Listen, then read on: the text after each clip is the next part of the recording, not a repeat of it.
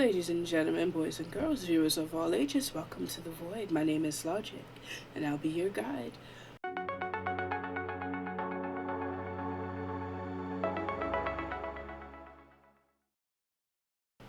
Okay, most of you already know that I started off using Unreal Engine with the release of Unreal Engine 5, and even though I picked it up quickly because of my prior programming knowledge and other engines, there's still so many things happening in this engine that I actually wish I had learned sooner. So here's going to be some of my favorite and valuable tips for anyone using the engine. I would ask that you watch until the end because there may be some tips that I mention here that even some seasoned developers aren't aware of. The first thing I like to do when I start a new project is invert the middle mouse. So you can go ahead and do that and edit project settings. No, sorry about that.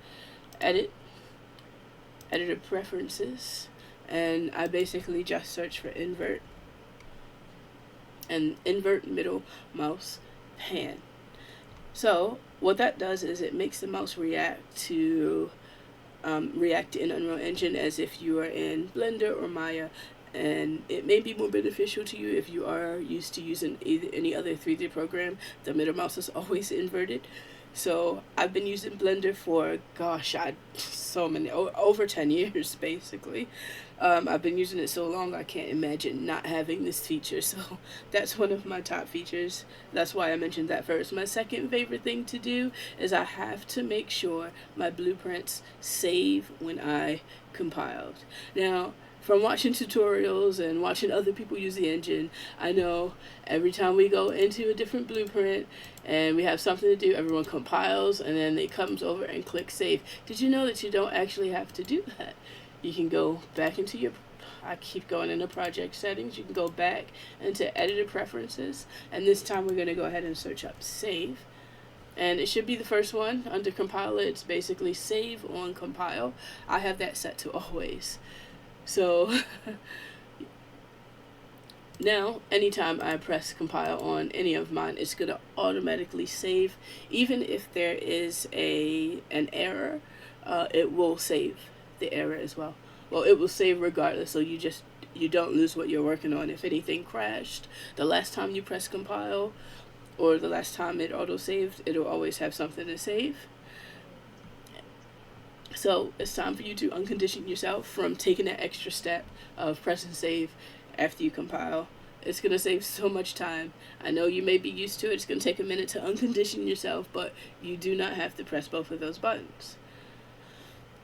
Next up, it's definitely one of my favorites. It's probably my most used shortcut, and that is a shortcut for getting and setting variables. Now, simply hold Control and left click and drag a variable and it's going to get it, or you can hold Alt, left click and drag the variable, and it's automatically going to set it. Now, this may not seem like it's such a big deal, but if I were to just say, I want to use this, it'll pull up this menu. This basically gets rid of having to do that menu, or if you were to type in the variable here, so confirm, and then you scroll through the list and you can get or set it this way. This completely takes care of having to do all those extra steps. You can literally just drag it off while holding one of those other buttons, and you got your getters and your setters. And since we're on the topic of getting and setting, we need to confirm whether or not your variable is set before using it. You can use my previous shortcut for getting your variable, and then you simply right click, and down at the bottom you should see convert to validated get. Now that's basically going to be the same as getting the variable and then dragging off and is valid, and then taking is valid and either using that version of is valid or taking the other is valid, the function, and plugging it into a branch. Or you can cut all that out and right click and convert your variable into a validated get. It basically works as this version, and you can do different things based on this. Okay. Speaking of keeping things neat, my next favorite thing to do is to keep my lines from node to node neat, and you can't possibly do that without the Q key. So let's go ahead and let's go ahead and mess this up. I made it neat, but whatever. Let's mess this up a little bit.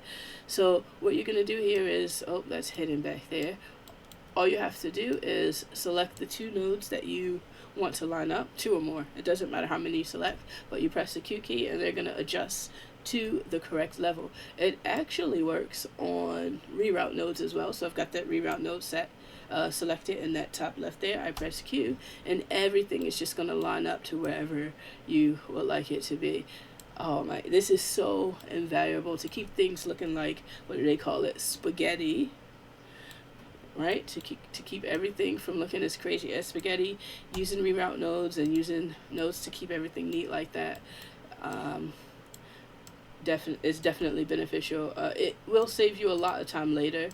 It might seem like it's a little bit of extra time to go in and set all your nodes up or organize them, but later when you need to read and see what's connected to what, you're gonna wish you would have kept your lines neat from the jump. Okay, so now that my lines are neat and I can easily get my variables, my next favorite thing to do is to search. Suppose I wanted to know how many times hover text that variable is used anywhere here. I would click on the variable I want. I would press Shift, Alt, and F, and that's going to immediately bring up my find results. Alright, so in this script particular, or in this blueprint particular, there is no reference for that. However, I have this little binoculars here, and it's find in all blueprints. That's going to bring up another window, and it's going to tell me every single blueprint that connects that. So this I found to be very useful if I'm either buying something from off of Marketplace and I need to understand how something is used. So if I buy some code off of Marketplace and they've got these variables and they have like things in 10 different blueprints when they could probably use 2, I need to know how everything is connected. So this has helped me read through other people's code so much easier. I don't really use it much for my own work because I wrote it, so I don't need to know. I wrote it so I know kind of where my variables are being used, but it definitely helped me when I'm looking through other people's work.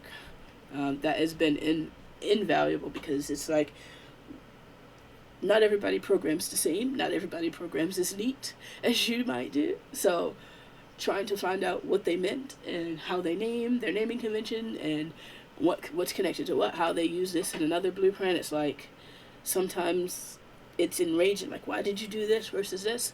However, this is like one of my best deciphering tools for that. So it definitely just makes things easier. I can see what's connected, and it tells you every time an instance of it is used, whether it's a getter or a setter. So here are all the times I am setting that variable, but I'm pretty sure when I need to use the variable, it should show me. I only use it in one HUD script, so I have to find where that is, but basically scroll through this. Yep, there's the getter all the way down the bottom. That's the only place I use that text, but a lot of things can set the text. This is a game I'm working on that has to do with a lot of dialogue and user-based choices, so that set text is going to be very important, but yeah, every instance it's used. So you can actually trace it back to when things were used, when they were initially set. I can't talk this one out any more than I already am when it comes to reading other people's code. So I'm going to go ahead and I'm just going to drag it down, but let's go ahead and close this and move on to my next favorite thing. So let's come on over to my main scene here. Next up, if you're ever unsure of where an item is in your scene and you don't want to scroll through the long list to get the item in view, you can actually go up here and search.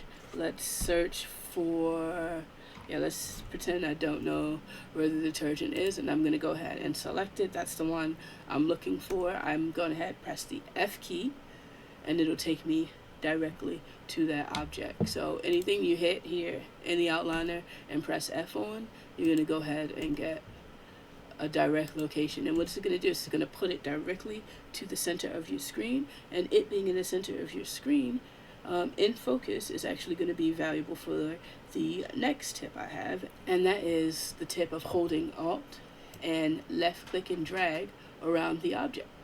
You can actually get every aspect of the object, and it's right in the, because it's in the center of the screen from pressing F, you can rotate all the way around that object. So maybe it's not looking as neat as you want.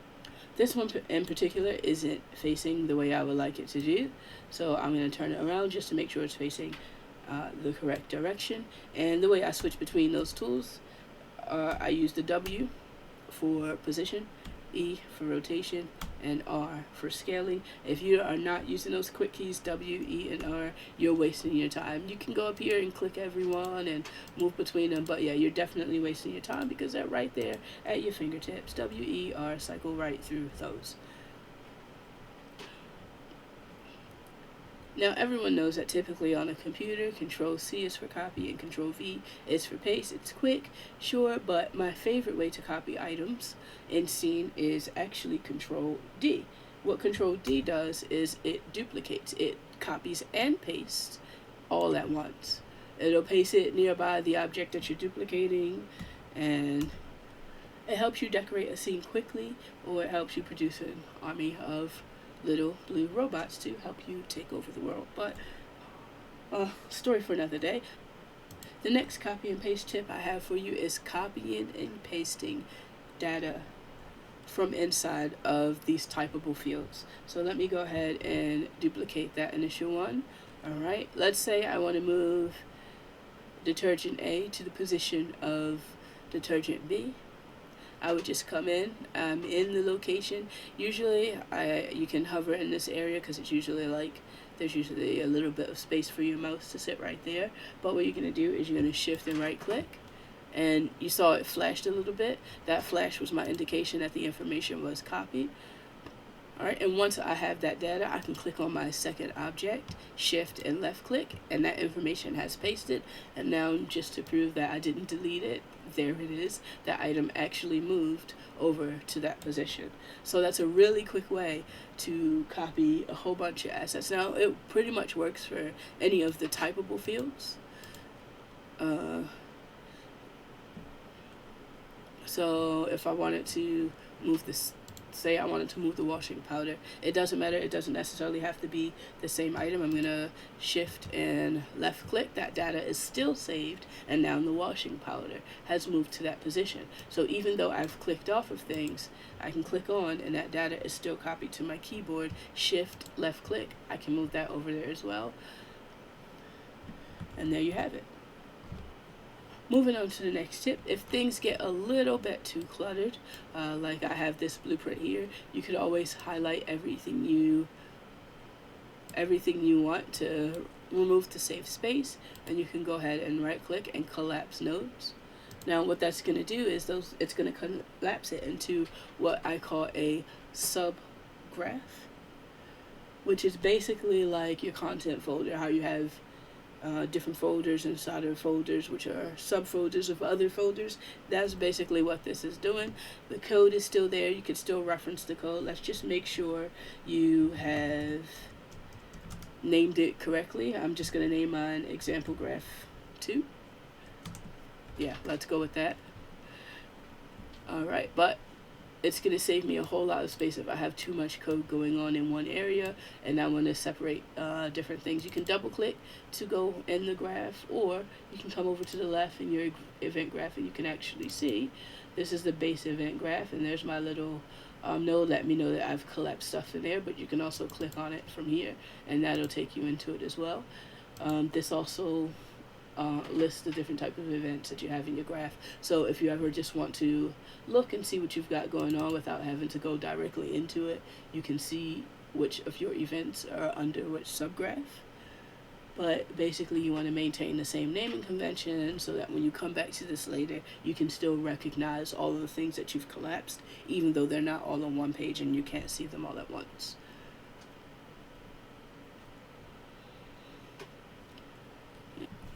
So for me, I tend to name things crazy names, especially when I'm just making a new blueprint or something in the moment.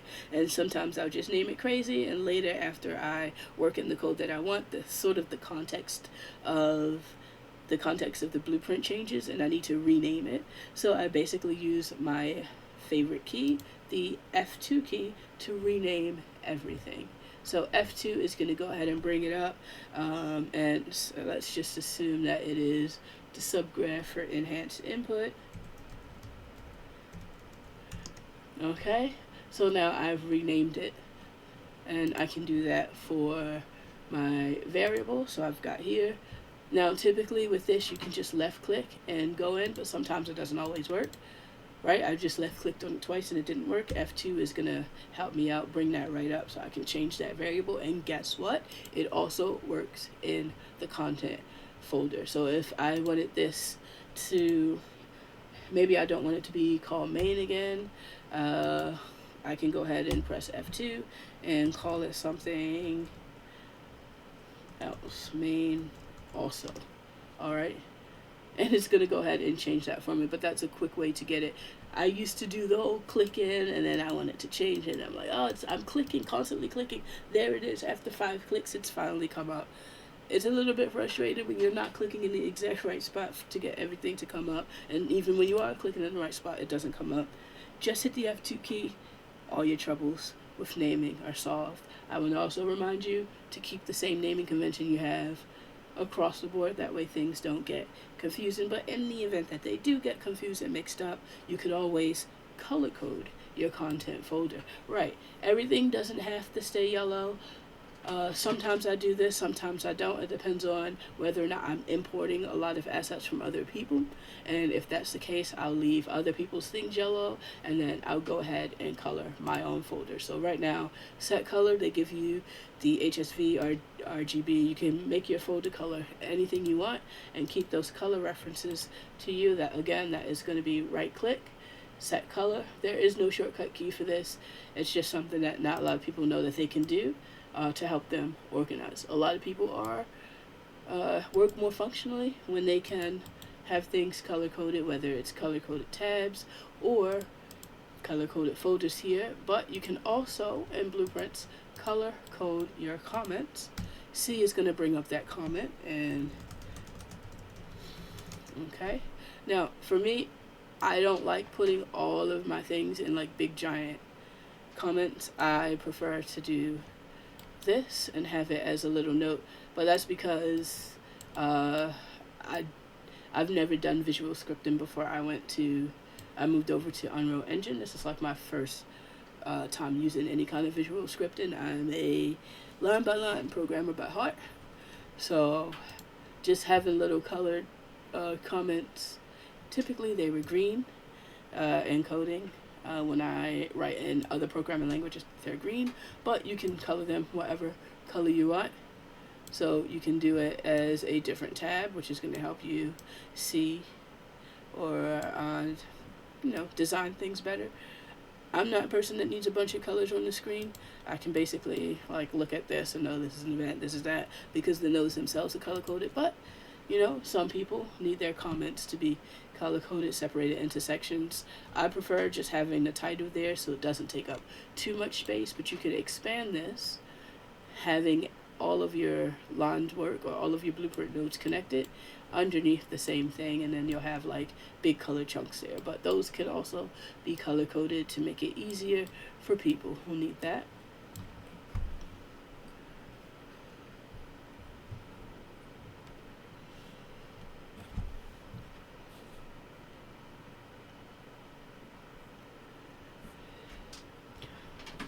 Alright, and while we're still in the blueprint, I'm going to go ahead and talk a little bit more about functions. I have an action confirm function that doesn't do anything just yet.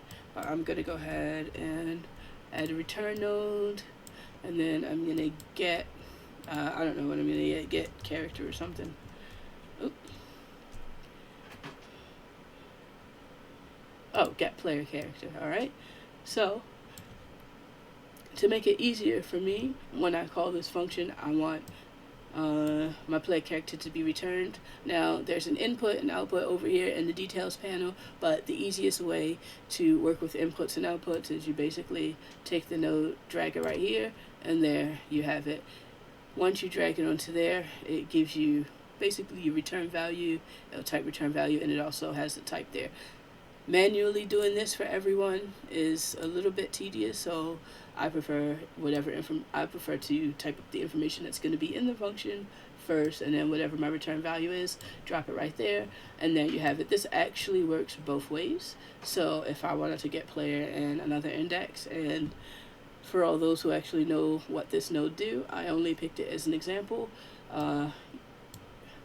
Only in local remote play would you ever be able to pull a different index. Even in multiplayer or single player, index 0 is always going to be pulled here. However, I just want to show that you can also take your variable and pull it over to your input, and therefore action confirm now takes an input. I'm going to go ahead and take that off to show you my next tip. Let's go ahead and compile that. And now we come back into the event graph, and let's say I do want to call action confirmed after I enable input. Okay, I've got that. I've got two nodes going in and out, and then it's like, okay, let's give me a target, and then take the return value, and then the return value could be player reference. Let's go ahead and try to set that in to a player reference like this. However, it is not always necessary to have the beginner connector pins, especially if you're only taking the return value. I use player character, I haven't casted it, but that's fine. If you're only taking the return value, you can actually take this, move like that, and then up here in your details panel, you can take pure. Pure is basically just going to take the two nodes from it and have it run like a function where you just take the data and do it when you don't need the node pens, or in any case where you need the node pens to connect directly to some other node and you just need the information from this function, and there's no input that needs to go into the function or anything. You're good just making it a pure cast, because you're only returning the values. You don't need to input anything into that function for it to work. That's going to save you some space. There we go. Alright, speaking of space, these windows take up a lot of real estate, and it actually, gets in the way when you're trying to level design and lay out a room.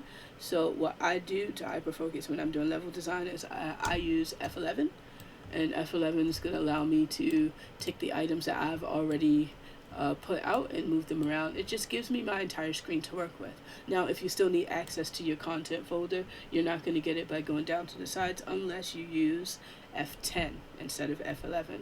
And what F10 is going to do is it's still going to, mainly it's going to be full screen. However, you still have access to your content drawer and any other settings you need while you are level designing. But I really love F11. It's not just for level designing, also when I take high resolution snapshots, or if I'm rendering something, I go ahead and do that. But if I'm looking to take a snapshot, I don't want the gizmo in the way, and I don't want other like light and things. These little icons here, I typically have those hidden, and the way you hide those is the G key, and they'll go right away there for you, and then you are free to take an image or level design or whatever you need to do in full screen mode. Alright, I've got one more invaluable tip for you. Let me go ahead and bring this out of full screen mode.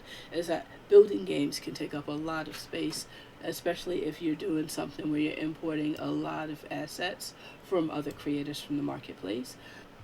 Now, every time you import assets from the marketplace, they save a local file onto your computer, as well as in the local file that you're working with. So these assets are already imported into this file. They're already saved in this file. I do not need the local data saved for them. So what you're going to have to do is come on down to your what's now called the Fab library, but I just say library, and let me see if I have any. Sure, let's take this adventure character. It's a free character that basically everyone should have in their inventory. You're going to tick this yellow arrow So this is what these yellow arrows mean. This means that you have local data for this object, for this asset, saved locally on your computer. It's going to make it easier for you to add it to multiple projects. It's going to be quicker because it's already saved locally.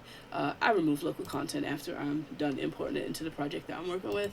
It's going to clear up a lot of local disk space. You are not removing the asset from your project. You are not deleting the asset from your library. You're just removing that local content saved data from what should be, it's typically on a C drive, but wherever you save your Unreal Engine, wherever you save your Epic installer thingamajig, whatever this is. Wherever you save this is, there's a local file. It basically, to me, it's like a duplication of those assets that do not need to be there once you have imported everything into your file. So there, I go through remove local, and that's going to clear up a lot of disk space for you to keep working and to make bigger and better projects. So that's it for my tips. Now, whether you're a lifelong user of Unreal Engine or just getting started, these reliable tips are guaranteed to speed up your workflow. Now, if you learned anything today or just want to show your support, don't forget to hit that like button, subscribe if you haven't already. Joining the Army of Logic is guaranteed to increase your IQ when pairing this channel to your regularly scheduled program. Thank you, and I'll catch you in the next one.